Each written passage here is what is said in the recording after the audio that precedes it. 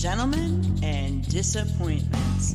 We are coming to you live from the Woman Caves in New York and Connecticut. My name is Leslie.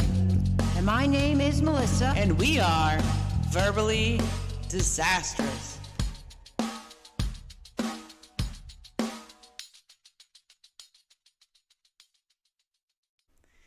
I jumped into a different job with a totally different vibe the next day. There was a good Larry and a bad Larry on the job site.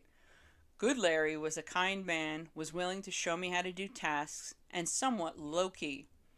Bad Larry was uptight, rough around the edges, and quick to bark at me if I didn't do a task exactly how he wanted. Often, I didn't have a choice and had to work with Bad Larry. I wasn't on my game since it was right when my husband died. Admittedly, I showed up very late to work and heavily distracted in this fog for a few months after the incident. For a few months after the accident, I would come in late and be sat down until the next hour struck. I recognize now that that was tough love. At the time, I believed that I felt like I was being punished for my struggle. Bad Larry used to tell me that I will never make it in this business. He threatened to write to the apprentice director a letter and get me thrown out of the union. He goes on to torment me and say that I should just cut my losses and let go of the house and move back to Oregon. This embarrassing rant would go on while we're all sitting at coffee break. I absolutely refused to take the bait and get emotional. Bad Larry was a moody guy. At times he was super critical, and then he would be kind. I would actually get rattled when he would give any form of compliment, much less show kindness to me. Whenever it happened, I knew some negative rant was soon to follow. It was really hard to deal with a roller coaster of moods. This was amplified when I was under stress and very tired from the long hours. The more he would get critical and yell at me, the more nervous he made me. One day I snapped and yelled right back at him. He tried yelling at me to pack up my tools and go home for the rest of the day. I packed up and went crying to where Good Larry was working. I asked him if I could work with him for the rest of the day, and he took me under his wing. I was on that job for almost a year until it wrapped up. I crossed paths with Bad Larry years later. He was very happy to see me, and I was cordial.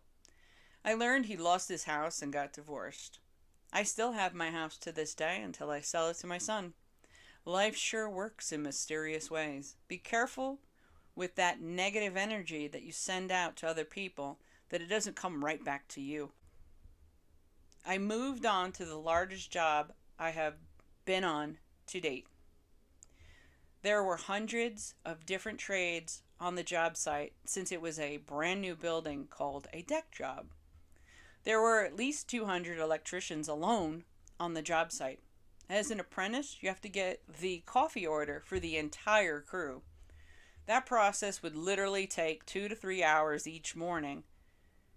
I used to actually make money off the task, and that helped me so much. I think I used to make $50 a day on getting coffee from tips. This work climate was so different from any experiences to date. I worked a bunch of overtime on this job. That was so helpful for my situation. By this point, the guys in my apprentice class started warming up and actually started talking to me. My classmate, who sat either on my left or right, had a heavy Jamaican accent. He would respond to the question in class, and I would interpret for the instructor when he would stare at him like he didn't know what he said. It became a regular thing. I would do that after the initial laughs. The guy who sat on the other side of me was a huge party guy who copied off of me during every exam in class. It got to the point that during break, he would buy me food and drink to show his appreciation. It was during my 3rd and 4th year of my apprenticeship that I became no longer invisible. I then started getting invited to go to the bar with the entire class. I told them I needed to know well in advance so that I could make arrangements with daycare and the second job. To my surprise, I started hitting the strip clubs with them all as well once a year. The guys picked up the tab since it was an expense that I could not afford, nor would I even go there if it wasn't for my classmates. I moved on from the deck job a year later and then stayed in a small shop for about 2 years. For a woman to last that long in a shop is pretty damn good. I encountered some interesting characters during that time in that shop. I did write about my crazy coworker antics more in depth in my book, hashtag Construction Tales. There is one particular character, his name is Chester, and I've changed all the names of my coworkers to protect the innocent, who had absolutely no filter in his mouth. It is often felt like it was Chester's life mission to torment anyone and everyone around him. He most definitely challenged me upon our initial greeting. After I did my signature hard handshake, he said to me, "There are two things. There's no crying in baseball and no women in construction." I brushed off the comment and didn't allow any sign of emotion. This was the point where I needed to do a lot of brushing off the bad jokes and offer humor in order to mentally survive. I moved on to a shop that felt like it was a good fit since the crew was very warm and willing to teach me. Additionally, they had a general forewoman in the shop. The problem was that I had to go and do residential type work for my last 18 months, so I had to leave. I enjoyed learning how to install audio-visual racks and projection screens during what is known as my MIJ period, that is the last 18 months of my apprenticeship. I worked with a really good crew. Looking back, the hardest part was leaving each shop, not because I got emotional or missed anyone. It was because I dealt with a fresh batch of new faces to work with and prove myself all over again. It is not until you have been in a few years where you build a good reputation and it precedes you to where you don't feel like you have to start from scratch each time. I was a forward thinker during my apprentice years. I thought about my reputation in both the work manner and as a woman amongst a pool of men. I felt like it was important to try to avoid any meaningless encounters with my coworkers. If my two sons wanted to enter the business, they would feel the wrath of my wrongdoings. As it turned out, my eldest joined me into the business. There are plenty of coworkers with no filter who would have shared my reputation via a humorous jab, if it existed. I warned him ahead of time on the possibility and how to handle the situation. He tensed up while I was giving him the warning. He was advised to laugh it off and make a joke out of it. I felt blessed that any journeyman who has crossed paths with my son has been a positive experience. As much as I tried to avoid any romantic encounters with my coworkers, I had a moment of weakness. I stumbled upon a man that I perceived would be a great family man. He pursued me heavily. I relented, and it lasted 11 years and produced my second son. You can't totally avoid smack talk when parting ways from a failed relationship. As the woman I am today, my goal is to avoid men in construction. I would say that I have a good rapport with my brothers and sisters in my union. It started out rough and with the silent treatment. It evolved over time when I let my hair down and learned how to use humor to deflect most hairy situations. I even went as far as to make fun of myself to defuse any bombs sent my way. When you lack those skill sets to counteract the dribble from nasty coworkers, I can understand how a woman entering the trade would feel intimidated. I can also understand why a woman would not want to even pick up a trade. I get it why there are only 6% of women in construction.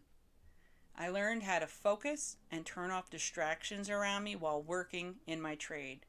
It can be overwhelming if you allow the eyes of others to distract you. It is an absolute fact that most any guy on the job site can tell you what the female on the job is working on. Hopefully, that has changed over time. I chose my path based upon my father believing in me and telling me that I could do it. He knew it far ahead of the time that I discovered it. I have been taught in my trade by some of the best journeymen that I know. I have made many friends in this business, while some serve as a brother or father figure to me. I have also since bonded with some good sisters in the business as well. Even my son has snagged some good mentors in his 4 years in this trade as well. If I could go back in a time machine with my current knowledge, I think I would choose the same career path. Perhaps I would not take on so many tasks that even men don't do solo that have given me bulging discs over the years. Just because I can throw a stick of 4-inch rigid on each shoulder doesn't mean I should. I would often work on things solo since my pride got in the way and I didn't want any help. Those are some painful lessons that I cannot erase. I would recommend to any woman coming into construction to incorporate a sense of humor into her personality. May God bless you if you show up on a job and just focus on the downsides to the environment and relentlessly complain. You have to remember that a man sees a woman on the job site, his knee-jerk assumption is that she is here to collect a check and find a husband. Each hard-working woman can evolve that collective thinking over time. Hell, I'm even guilty of thinking that. If you focus, listen, and work hard, people will make the exception for you. It may even change the person's mind to be open to the next trade sister who comes along behind you. I thank you for taking the time to hear about my overview on how I handled my early years in construction. For more details, via the different job site encounters, go check out my book that is entitled Construction Tales, Volume 1, A Woman's Journey to Become an Electrician. It can be found on Amazon, Barnes & Noble, iTunes, and Audible. What do you think about my journey as an apprentice? Is your journey as a woman in the trades the same, or is it different? Would you have been able to do it? Do you think you could endure the job site conditions? I would love to hear your feedback. No matter where you are in the world, thank you for checking out my journey as a journeywoman electrician from New York. You have many options to read, and you chose my specific sequence of letters, jumbled and meshed all together. I wish you a good hump day, Wednesday, and a good week that is left. Asterisks. Names have been changed to protect my co-workers involved in this story. This wraps up Part A and Part B, episodes number 12 and number 13 on how I managed my early days in construction as a woman. Feel free to head back over to the podcast platform of your choice and look for Part A to hear the beginning of the story if you missed it. For more information, head over to our website at www.constructiontales.com. Thanks for listening to us here at Verbally Disastrous, and have a great day. This wraps up another episode on the Verbally Disastrous podcast that can be found on Spotify, SoundCloud, and YouTube. For more information, head over to www.constructiontales.com. Thank you for listening, and have a great one.